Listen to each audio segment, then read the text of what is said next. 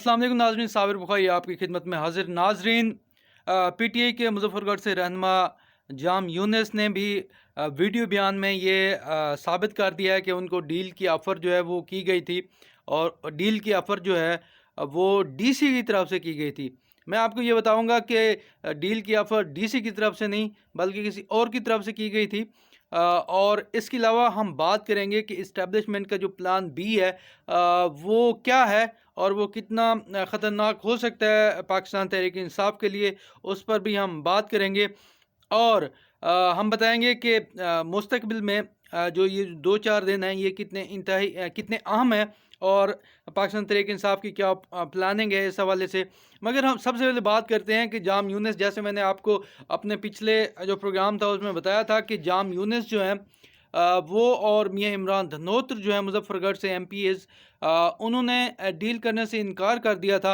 और जिसके बाद आज जो है वो जाम यूनिस का जो वीडियो पैगाम है वो जारी हुआ है, और उन्होंने इस बात की तस्दीक की है कि उनको डीसी की तरफ से ये ऑफ़र दी गई थी कि आप पीटी छोड़ दें, तो उनको जितवा दिया गया जाएगा। ये जाम यूनिस की तरफ से बयान आया। मगर जैसे मैंने आपको बताया था कि ये दो लोग मियां इमरान धनोर और जाम यूनिस ने वाकई में डील करने से इनकार कर दिया था। मगर ये बात भी हकीकत है कि डीसी की तरफ से उनको कोई ऐसी ऑफ़र नहीं दी गई थी। उनको किसी और की तरफ से ये ऑफ़र दी गई थी, और जाम यूनिस उनको मिले भी थे उस शख्स को जो डील करवा रहा था, और इसमें अहम एक फैक्टर था डील के दरमियान, एक एक ताकतवर शख्सियत थी। उनसे जाम यूनुस मिले थे। डीसी से जाम यूनुस की कोई मुलाकात नहीं हुई थी, और उनको वाकई ऑफ़र की गई थी, मगर जाम यूनुस ने भी वो ठुकरा दी थी। बाकी बात करें कि इस्टेब्लिशमेंट का प्लान बी क्या है, तो इस्टेब्लिशमेंट का प्लान बी जो है वो मौजूद है, और वो बहुत ख़तरनाक भी हो सकता है पाकिस्तान तहरीक इंसाफ के लिए।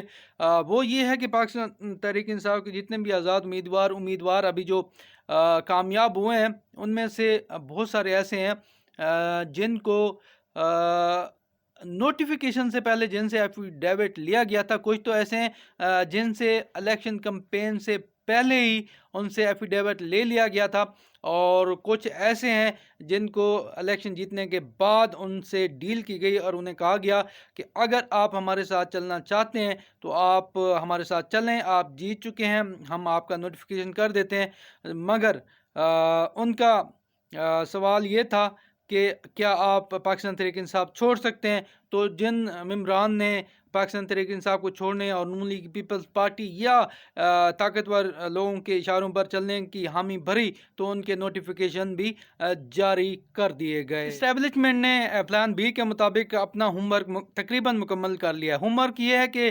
पाकिस्तान तहरीक इंसाफ के बहुत सारे लोगों ने एफिडेविट दे दिया हुआ है इस्टेब्लिशमेंट को, ताकतवर लोगों को, और उनकी मर्ज़ी के मुताबिक चलने के लिए तैयार हैं। जिसके बाद बहुत सारे पाकिस्तान तहरीक इंसाफ के MNAs और MPs के नोटिफिकेशन भी जारी हो चुके हैं जो इस्टेब्लिशमेंट के हाथ में है, और वो किसी वक्त भी उसको इस्तेमाल कर सकते हैं।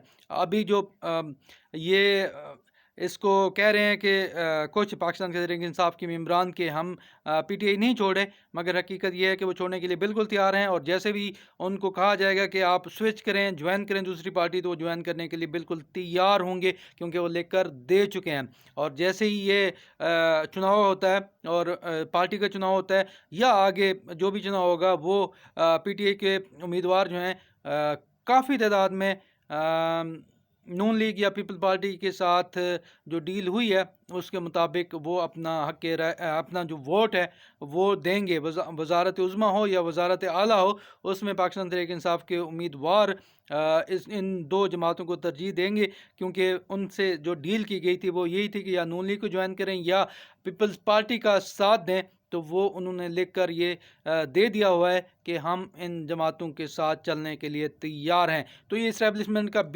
प्लान बी जो है ये मौजूद है। पाकिस्तान तहरीक इंसाफ धांधली पर शोर भी कर रही है कि हम जो है हमारी जो सीटें हैं वो वापस की जाएं धांधली के साथ जो जीती गई थी। मगर तहरीक इंसाफ को उन सीटों पर भी फोकस करना चाहिए, नज़र रखनी चाहिए जो बज़ाहिर जीत चुके हैं, کیا وہ ابھی تک تحریک انصاف کے ساتھ کھڑے ہوئے ہیں یا وہ رفو چکر ہونے کے لیے تیار ہیں، اور وہ ایفیڈیوٹ اور دوسرے معاہدے بھی جو ہیں وہ دوسرے اسٹیبلشمنٹ یا دوسرے جو جماعتیں ہیں ان کے ساتھ کر چکے ہیں۔ تو یہ ایک اہم ڈیولپمنٹ ہے پاکستان تحریک انصاف کے لیے کہ انہوں نے نہ صرف جو جیتے ہیں ان کی جنگ لڑنی ہے، بلکہ جو ریگنگ ہوئی، جو دھاندلی کے ساتھ سیٹیں جیتی گئی، ان کے ساتھ ان کی لڑائی بھی لڑنی ہے۔ یہ دو لڑائیاں جو ہیں پاکستان تحریک انصاف کو بیک وقت لڑنی ہے، اور اگر پاکستان تحریک انصاف اچھی طرح یہ لڑ گئی تو بھی ان کو اس میں کچھ فوائد مل سکتے ہیں، ادروائز اسٹیبلشمنٹ کا پلان بی جو ہے وہ انتہائی خطرناک ہے، اور پاکستان تحریک انصاف کو اس کا نقصان بھی ہو سکتا ہے۔ ایک اور چیز جو ہے، پاکستان تحریک انصاف کی بدولت پورا ملک جو ہے وہ اکٹھا ہو چکا ہے۔ عمران خان کی بدولت پورا ملک جو ہے وہ ایک پلیٹ فارم پر اکٹھا ہو چکا ہے، اور ہم جس کو طویل عرصہ تک ہجوم کہتے رہے وہ اب قوم بن چکا ہے، اور اسٹیبلشمنٹ کو بھی سوچنا چاہیے کہ قوم بننے کا یہ جو موقع ہے اس کو گنوانا نہیں چاہیے، بلکہ اس کو یوٹیلائز کرنا چاہیے اور اس سے فوائد سمیٹنے چاہیے، کیونکہ جب قوم بن جائے تو پھر ایسی قوم کو دنیا کی کوئی طاقت شکست نہیں دے سکتی، اور ترقی جو ہے وہ بھی اس کا وجود ممکن ہو سکتا ہے اگر ایک قوم بن جائے۔ تو قوم ہم بن چکے ہیں، اب امید ہے کہ اسٹیبلشمنٹ بھی اس قوم بننے کے پروسیس کو سپورٹ کرے گی، اور کوئی ایسی ویسی حرکتیں جو ہیں وہ نہیں کی جائیں گی جس کی وجہ سے قوم بننے کا یہ عمل ہے اس کو نقصان پہنچے اور ملک کو کوئی نقصان پہنچے۔ اللہ حافظ۔